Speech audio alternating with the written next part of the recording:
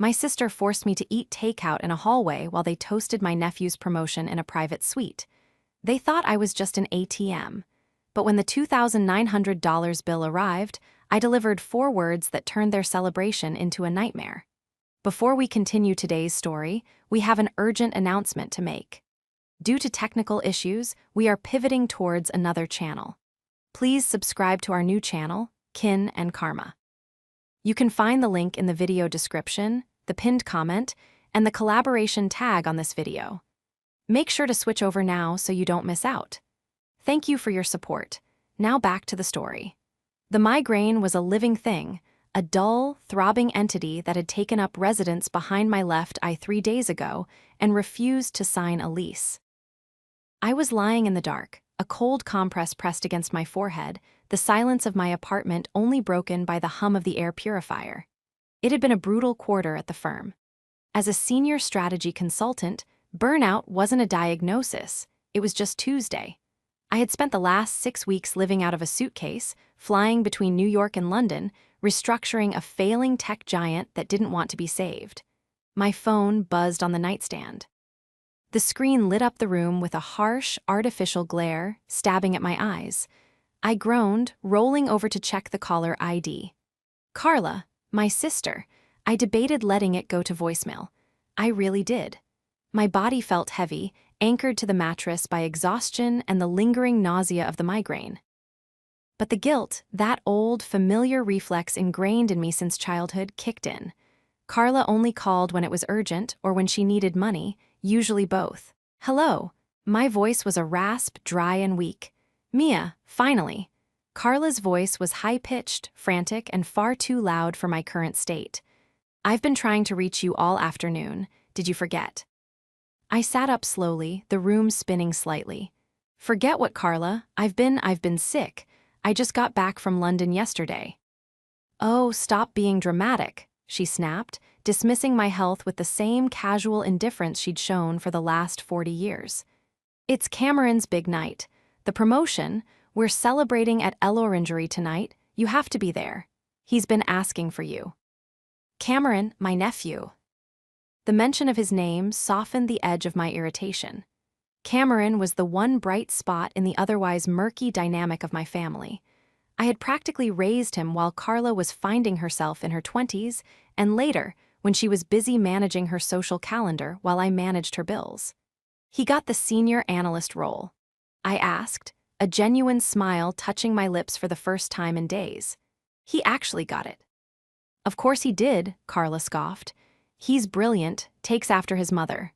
Look, the reservation is for 7:30. Henry is driving us, so just meet us there. And Mia, dress up. This is a high-end place. I don't want you showing up in one of your pantsuits. I know what L'Orangerie is, Carla, I said, rubbing my temple. I'm the one who introduced you to the owner, remember? Whatever, just be there. Cameron will be devastated if his favorite aunt flakes on him. She hung up before I could answer. I stared at the phone, the silence rushing back in. My head pounded in rhythm with my heart. I should have said no. I should have told her I was physically incapable of putting on heels and making polite conversation. But the thought of Cameron looking for me, wanting to share his victory with me, overrode the pain. I dragged myself out of bed. I popped 2 extra-strength painkillers and moved to my closet.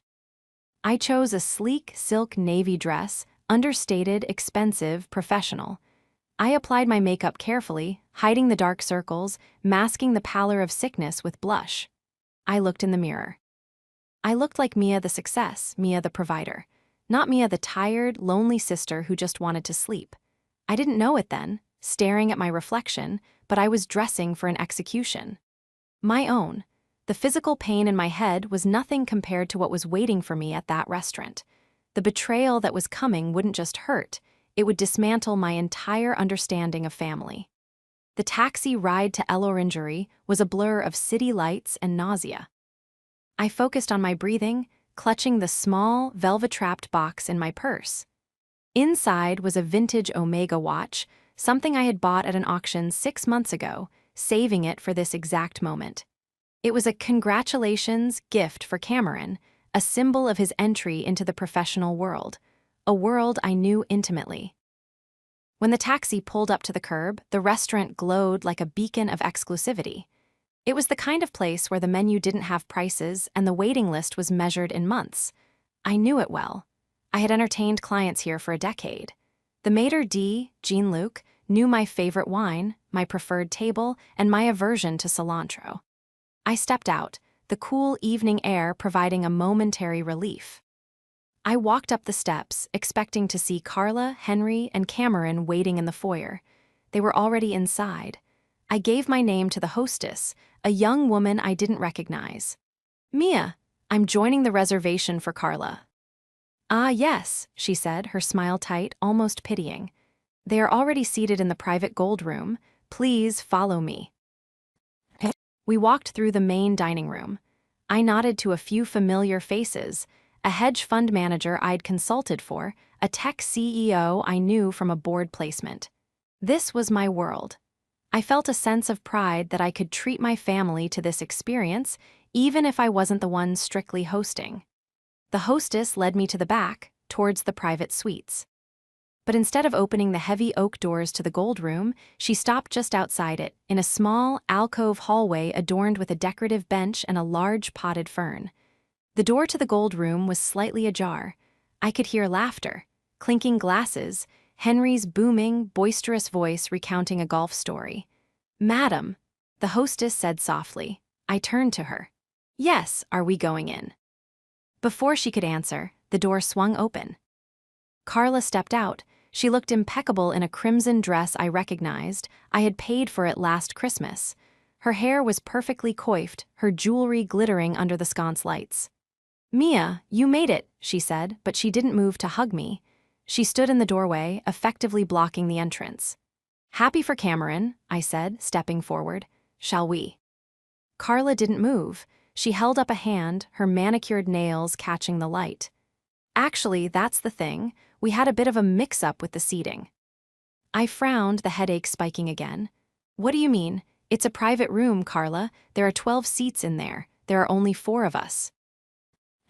"Well, yes," Carla said, her voice dropping to that patronizing tone she used when explaining simple concepts to what she considered simple people. "But we invited the Holdens. And the Millers. You know, people who can actually help Cameron with his networking. Important people." I blinked. The Holdens and the Millers were my neighbors. I had introduced them to Carla years ago. "Okay, so pull up another chair. It's a big table." Carla sighed, a dramatic exhalation of air that signaled I was being difficult. She reached behind her, into the room, and picked up something from a side table. It was a white styrofoam takeout box. She thrust it toward me. "Look, Mia, it's just crowded. And to be honest, the vibe is very young professional and high energy. You look exhausted, like you're contagious." She wrinkled her nose. "We didn't want you bringing the mood down." I stared at the box. I stared at her face. "Carla, you're joking." "I ordered you the sea bass," she said, forcing the box into my hands. "It's delicious. Honestly, you'll be more comfortable out here. It's quieter. You can rest that head of yours." My fingers curled around the warm plastic. I looked past her into the room. I saw Cameron, my nephew. He was laughing at something Mr. Holden was saying, a glass of champagne in his hand. He looked right at me. For a second, our eyes locked. I expected him to stand up. I expected him to say, "Mom, what are you doing? Let Aunt Mia in." Instead, he looked away. He took a sip of his champagne and turned his back to the door. The ice in my veins was colder than the winter wind outside. "There," Carla said, patting my arm with a fake sympathy that made my skin crawl. "We'll come say hi when dessert is served. Enjoy the fish. Oh, and Mia." She leaned in, her voice a whisper of pure venom. "Let us be honest. Seats at the big table are reserved for real family. The kind that shows up, not just the kind that sends checks." She closed the door. I was left standing in the hallway, alone, holding a box of lukewarm sea bass. The humiliation was a physical blow. It punched the air out of my lungs. I sank onto the decorative bench, the velvet seat hard and unforgiving. I should have left. Any self-respecting person would have thrown the box at the door and stormed out. But I didn't. I sat there. I opened the box. The smell of fish, usually appetizing, made my stomach turn. I took the plastic fork she had graciously included. I sat there because I was in shock. I sat there because my brain couldn't process the cruelty. But mostly, I sat there because a cold, hard clarity was beginning to cut through the migraine. Carla thought this was a power move. She thought she had put me in my place, the eccentric, spinster aunt who was useful for money but embarrassing in public. She thought she held all the cards because she was the mother and I was just the visitor. But she had forgotten one crucial thing. She had forgotten who signed the membership agreement for this club. She had forgotten that in the ecosystem of Ellorangerie, she wasn't the predator.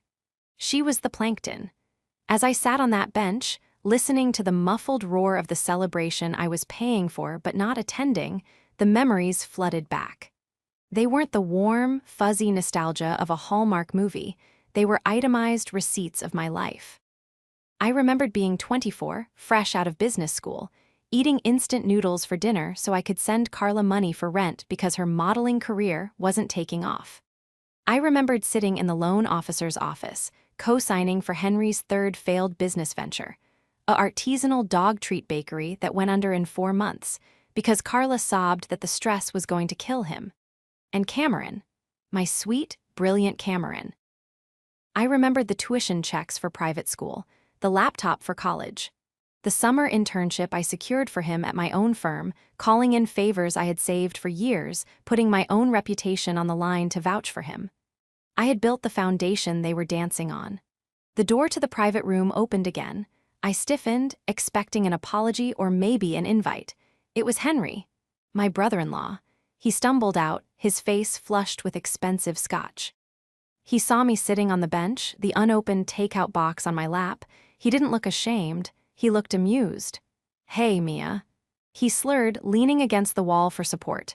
"Food good. The sea bass here is top tier, top tier." He was a soft man, Henry. Soft hands, soft spine, soft morals. He had never worked a hard day in his life, floating from one of my bailouts to the next, always with a smile and a vague promise of paying you back next time. "It's fine, Henry," I said, my voice steady, betraying none of the rage boiling beneath my skin. "Good, good," he nodded, adjusting his tie. "Hey, while I have you.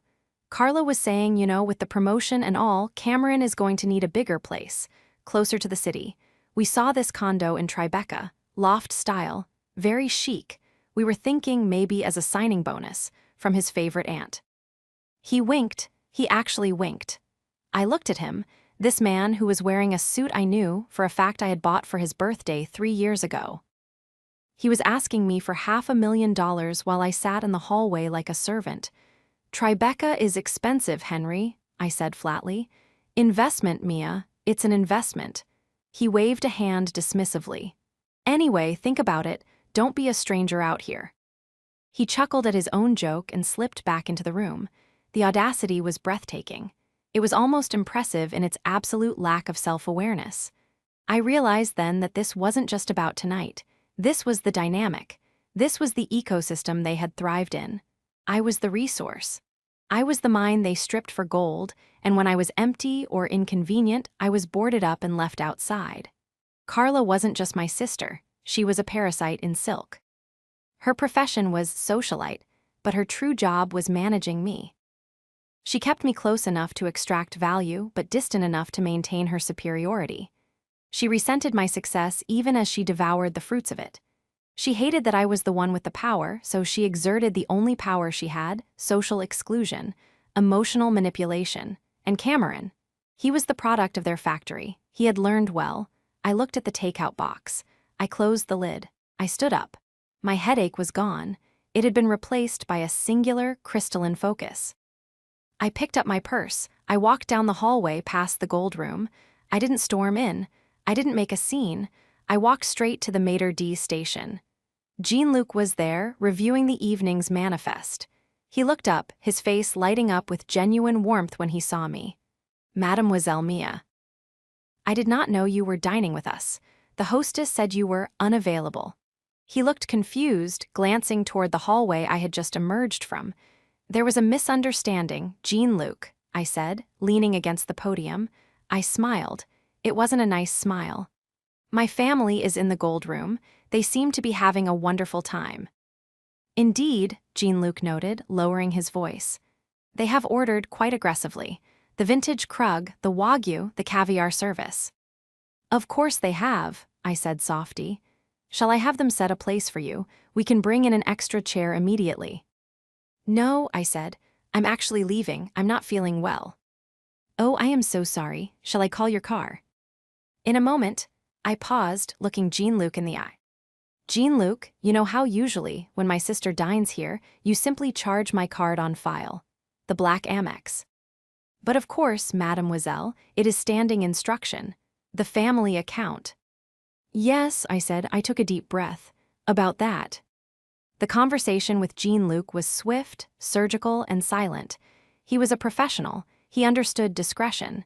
He also understood the difference between a valued patron and a freeloader.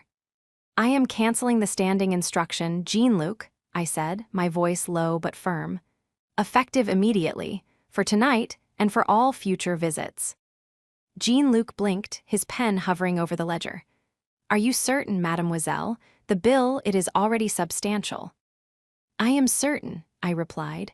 The card on file is not authorized for this table. Tonight they are paying for themselves. He looked at me, really looked at me for a long moment. He saw the fatigue in my eyes, the slight tremble in my hand that I was fighting to control.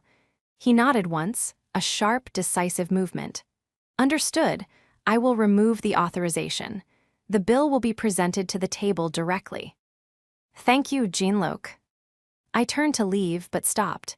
Actually, Jean-Luc, one more thing. Yes. Do you still have that table available? The one by the window in the main dining room? The one I usually prefer. A slow smile spread across his face. Table 4. It is always available for you, mademoiselle. Excellent, I said, handing him the takeout box Carla had shoved into my hands. Please dispose of this. I'll be dining in tonight. I didn't leave. I didn't go home to nurse my migraine. Instead, I walked back into the main dining room, head held high, and took my seat at the best table in the house. I ordered a glass of Sancerre and the lobster bisque. I sat there, in full view of the hallway leading to the private suites, and I waited. While I ate, I pulled out my phone. The headache was gone, replaced by a cold, calculating clarity. I opened my banking app. I opened my email. I began to dig. I had been so busy with work, so trusting a family, that I had let things slide. I had let Carla manage some of the shared family expenses. I had let Henry borrow the corporate card for emergencies. I scrolled through the statements. The emergency charges were staggering. A business trip to Miami that coincided perfectly with Art Basel. Office supplies that were clearly from a high-end electronics store. And then, the kicker. A recurring monthly transfer from my account to a consulting LLC I didn't recognize. I did a quick search on the LLC name. It was registered to a residential address, Carla's address. They weren't just using me for dinners. They were embezzling from me. My blood ran cold. This wasn't just ungrateful family behavior, this was theft. Systematic, deliberate theft. I texted my lawyer, Sarah. It was late, but she was always up. Me, need an audit on the family trust and the joint account with Carla. Immediately. Suspect unauthorized withdrawals. Sarah, on it. Everything okay? Me, no, but it's about to be interesting. I sipped my wine, watching the door to the gold room. I saw waiters going in and out, carrying trays of decadent food. I saw the sommelier bring another bottle of vintage champagne. They were feasting like kings, oblivious to the sword hanging over their heads.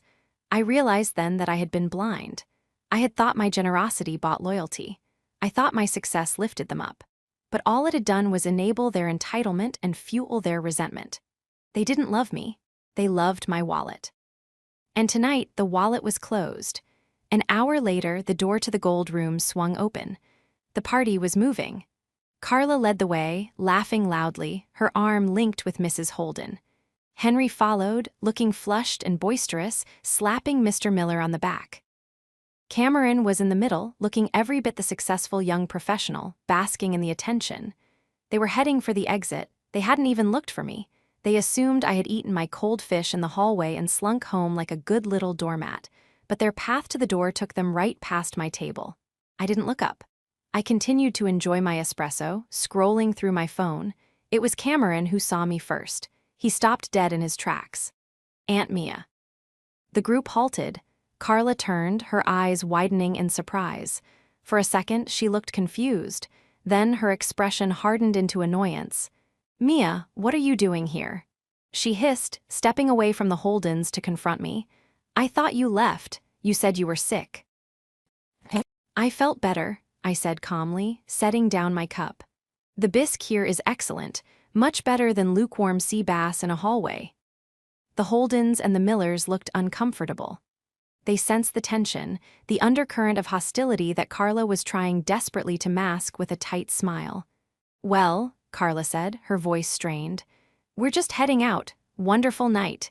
Cameron is so happy. We missed you in there, really." "Did you?" I asked, raising an eyebrow. "Because I was right here, you could have waved." "Don't be like that," Henry interjected, his voice slurring slightly. "Come on, Mia, don't make a scene. It's Cameron's night." "I'm not making a scene, Henry," I said. "I'm just finishing my dinner. Unlike some people, I pay for my meals." Carla's eyes narrowed. "What is that supposed to mean? We're family, we share." "Do we?" I asked. "Because earlier you told me seats at the big table are reserved for real family, the kind that shows up.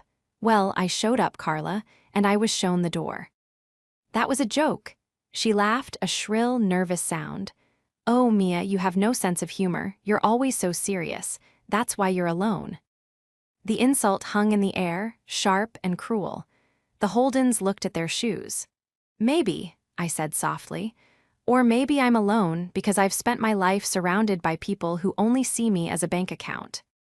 "You're drunk," Carla snapped. "Henry, get the car, we're leaving."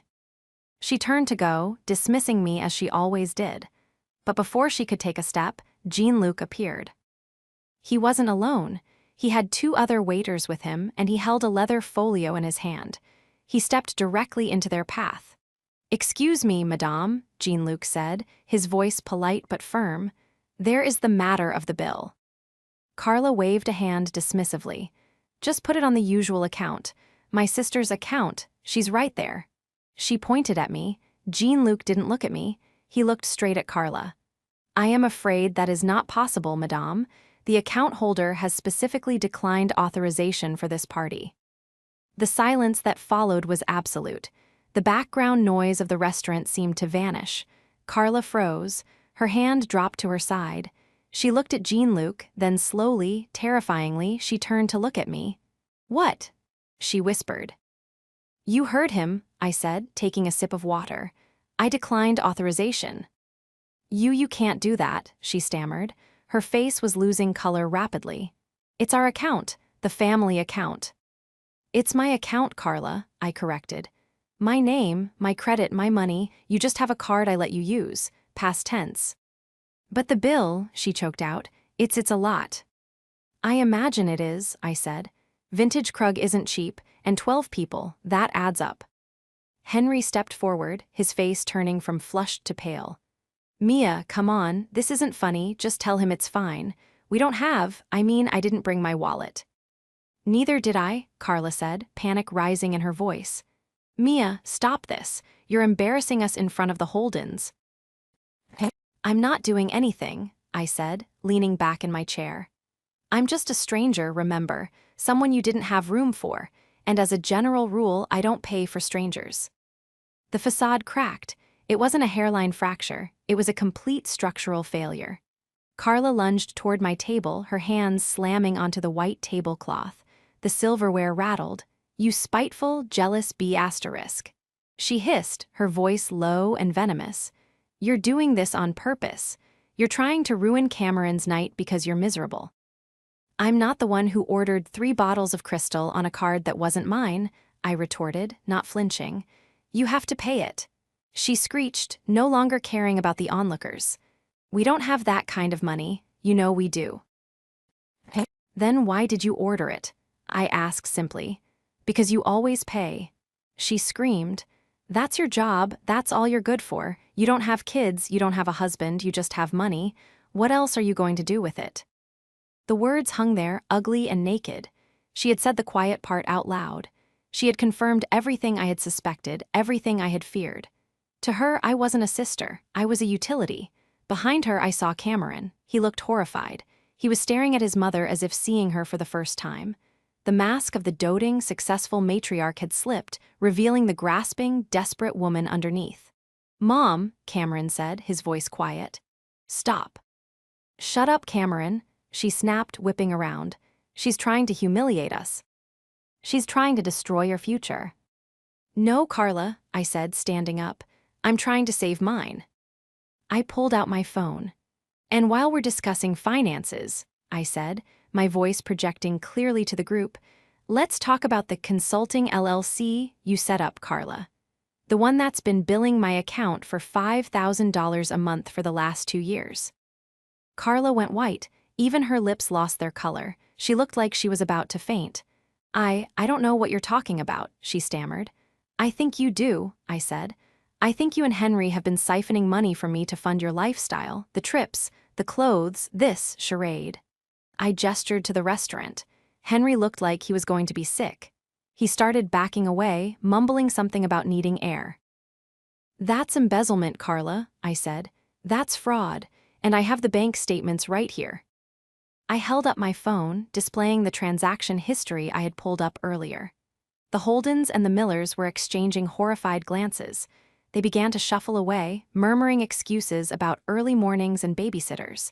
They didn't want to be anywhere near the blast radius of this explosion. "Wait!" Carla cried, reaching out to Mrs. Holden. "Don't go, it's a misunderstanding. She's off her meds. She's having a breakdown." Mrs. Holden gently but firmly removed Carla's hand from her arm. "It was a lovely dinner, Carla. Thank you.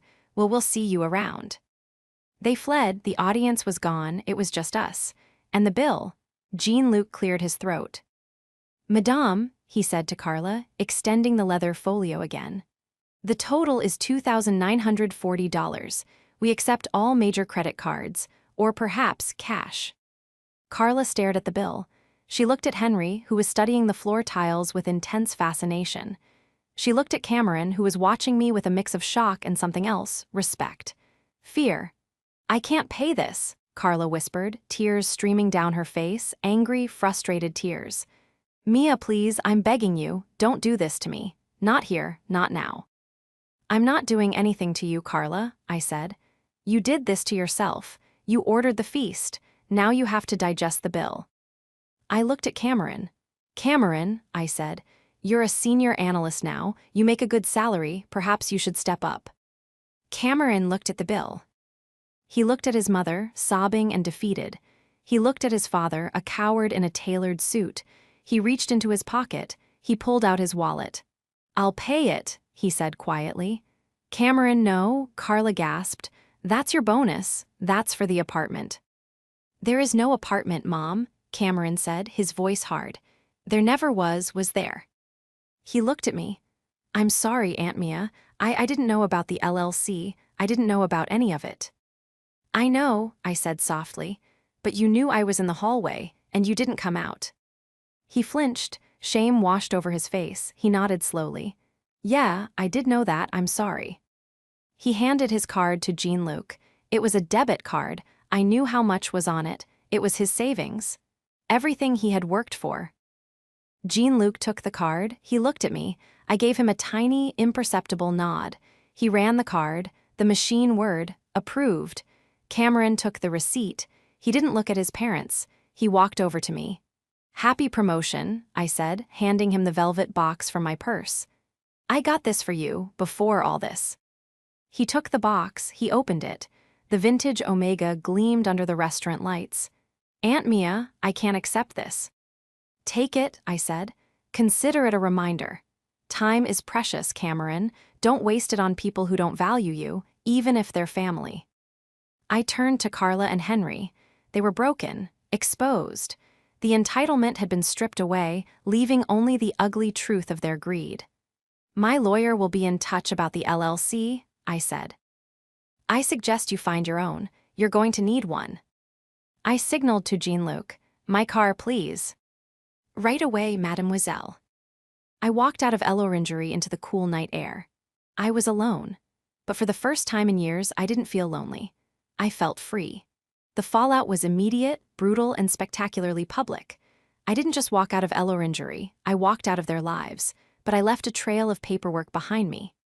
The next morning, Sarah had the forensic accountant, a man named Gupta with eyes like lasers, dissecting every transaction Carla and Henry had ever made with my money. It wasn't just the $5,000 monthly stipend for the fake consultancy. It was worse. There were withdrawals from a joint account I had set up for emergencies. Carla had claimed it was for medical bills for a non-existent condition. There were credit card charges for luxury vacations they had sworn were business trips. There were even transfers from a college fund I had started for Cameron, drained to pay off Henry's gambling debts. The total came to nearly $250,000 over 5 years. I sat in Sarah's office, staring at the spreadsheet. The numbers were black and white, but they felt like bruises. "We have enough for a criminal indictment," Sarah said, her voice grim. "Fraud, embezzlement, grand larceny. We can go to the police today." I looked out the window at the city skyline. I thought about Cameron. I thought about the boy I had held when he was born, the young man whose hand had shaken as he paid that dinner bill. "Not yet," I said. "First, we have a family meeting." I called it for Sunday brunch. Neutral ground, a quiet bistro uptown. I invited Carla, Henry, and Cameron. I told them it was about reconciliation. They arrived looking wary but hopeful. Carla had clearly spent hours on her appearance, trying to project an air of injured dignity. Henry looked hungover. Cameron looked tired, the weight of the world on his shoulders. I waited until the coffee was served. Then I placed a thick manila envelope on the table. "This," I said, tapping the envelope, "is the audit report from my forensic accountant." Carla's hand froze halfway to her water glass. Henry choked on his croissant. "It details every single unauthorized withdrawal, transfer, and credit card charge you two have made in the last 5 years. I continued, my voice steady. "The total is $248,000. Silence, thick, suffocating silence. "Mia," Carla whispered, her face pale, we can explain. It was investments, loans, we were going to pay you back." "Stop," I said, "just stop. There are no investments, there is no consultancy, there is only theft." I looked at Cameron. He was staring at the envelope, his jaw tight. "Did you know about the college fund, Cameron?" I asked softly. He looked up, his eyes wide. "What?" "The fund I started for you when you were 10. It had $50,000 in it. It's gone." Carla let out a small, strangled sob. "We had too. Henry, he was in trouble. We didn't want you to worry." "So you stole from your son?" I asked. Cameron stood up. His chair scraped loudly against the floor. He looked at his parents with a mixture of horror and disgust that I will never forget. "Is that true?" he demanded. "You took my college money." Henry stared at his plate. Carla covered her face with her hands. "Answer me," Cameron shouted, slamming his hand on the table. "Yes," Carla wailed, "but we did it for the family. We did it so we could keep the house, so we could give you everything." "You didn't give me anything," Cameron yelled. "Aunt Mia did. She paid for school. She got me the internship. She bought me the watch. What did you give me? Debts, lies." He turned to me. "Aunt Mia, I didn't know, I swear." "I know," I said. "Sit down, Cameron."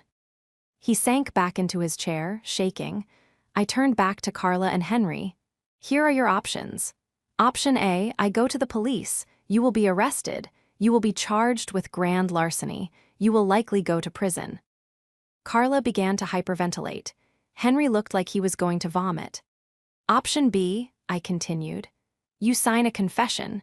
You agree to a repayment plan, every cent plus interest. I will garnish your wages. I will put a lien on your house. You will live on a strict budget until I am repaid in full. And you will have zero access to Cameron's finances or mine, ever again." I pushed the document across the table. "Choose." They signed. They didn't even read it. They just signed, their hands trembling, tears streaming down Carla's face. It was the end of their reign, the end of the illusion. The aftermath was quiet but profound. Carla and Henry sold the big house in the suburbs and moved into a small apartment. They both got jobs, real jobs. Carla as a receptionist, Henry in sales. It was a humiliating step down for them, but it was honest work. The checks started arriving in my account every month. Small, consistent payments. It would take them decades to pay me back, but that wasn't the point. The point was accountability. I didn't see much of them after that. The holidays were awkward, brief affairs.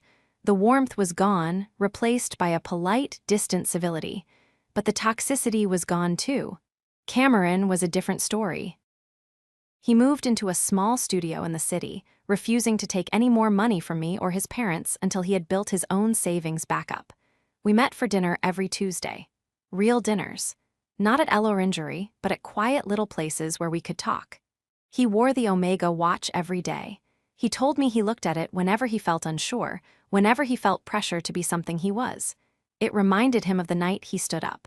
The night he chose integrity over entitlement. One evening, about 6 months later, we were sitting in a park, watching the sunset. "You know," Cameron said, turning the watch on his wrist, "I used to be so jealous of you.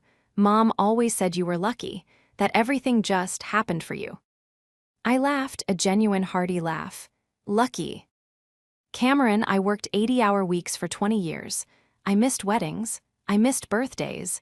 I built my life brick by brick. "I know that now," he said. "I see how hard you work, and I see how empty they are." He paused. "Thank you, Aunt Mia, for everything, for the school, for the job, but mostly for forcing the truth, even if it hurt." "Truth usually does," I said, "but it heals cleaner than a lie." He smiled. "You were right, about the seats." "What seats?" "At the table, you said you don't pay for strangers, but you do pay for family, real family." He reached into his bag and pulled out a small box. Inside was a simple silver bracelet, not expensive but tasteful. "I got my first bonus," he said. "The real one. I wanted you to have this." I took the bracelet. I put it on. It felt heavier than the Rolex I usually wore. It felt like love. "It's beautiful, Cameron," I whispered, blinking back tears. "It's for the woman who taught me what worth actually means," he said. We sat there as the sun dipped below the horizon, painting the sky in shades of gold and violet. I had lost a sister in a way. I had lost the illusion of a happy, perfect family. But I had gained something far more valuable. I had gained respect. I had gained peace. And I had gained a nephew who finally saw me, not as a resource, not as an ATM, but as a person. As family. And that, I realized, was worth every penny.